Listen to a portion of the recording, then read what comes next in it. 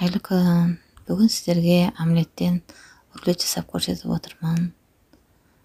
Рулетте піскен тауық еті, болгар бұрышы, помидор және сыр бар. Өте дәмді таңғы ас. Достар, жасап көріңіздер. Егер де менің рецептерім сіздерге ұнап жатса, каналға тіркеліп, коммент жазып, қоңыраушаны басуды ұмытпаңыздар.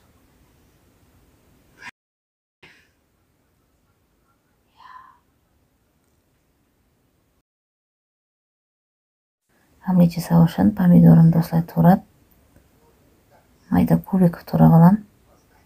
Болгарскийде тауық етін, піскен тауық етін осындай майдалап кубик турадым. Сырды түйіртін өткізіп аламыз.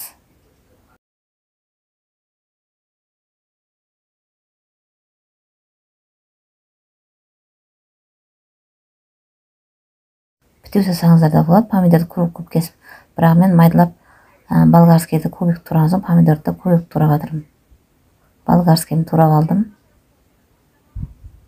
Сырымды түйіртін өткізіп алам.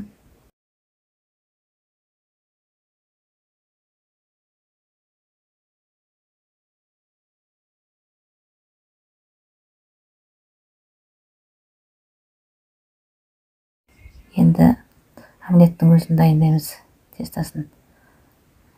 3 жұмыртқаға 1 грамм сүт құйып, 3 қасық, ас қасық ұн салдым. Жақсылап араластырамыз.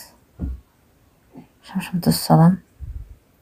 Болгарскийді, помидорды, піскен тауықтың етін турап алдым.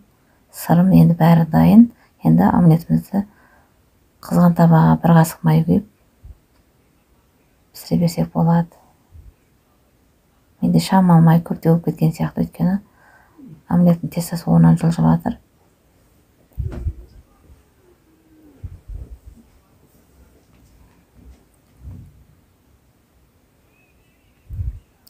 Пісіп жақындаған кезде тауық етін салам бір шетіне.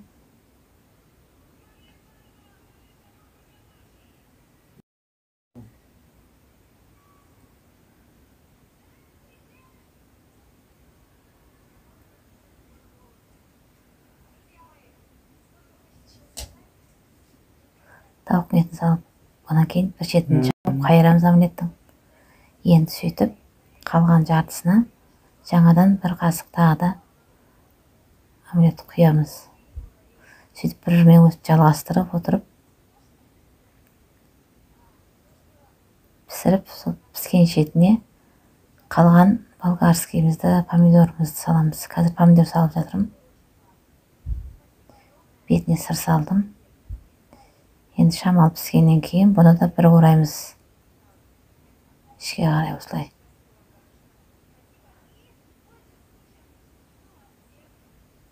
Осылай орадық мұны. Енді тағы да 1 қасық омлетімізді құямыз, сөйтіп жалғастырып пісіреміз. Шамалы піскеннен кейін болгар бұрышын саламыз.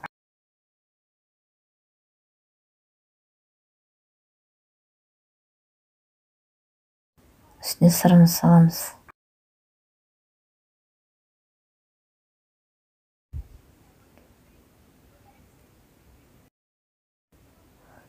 Оны да ораймыз.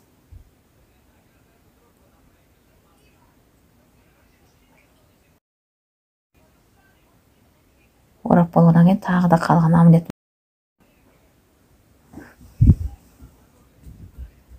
құйып, оны да пісіруге жақындаған кезде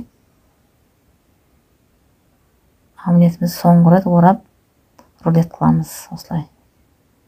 Міне, осылай орадық. Енді шамалы қасығымыздың көмегімен басып тұрамыз, сонымен омлетіміз дайын.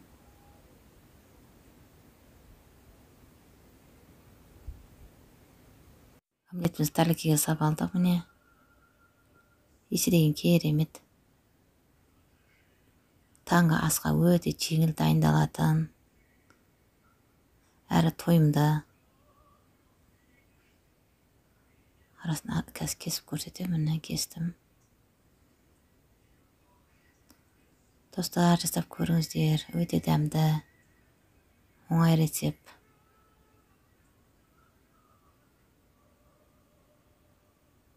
Егер де менің рецепттерім ұнап жатса, каналға тіркелуді ұмытпаңыздар. Коммент жазып, қоңырау шамын басыңыздар.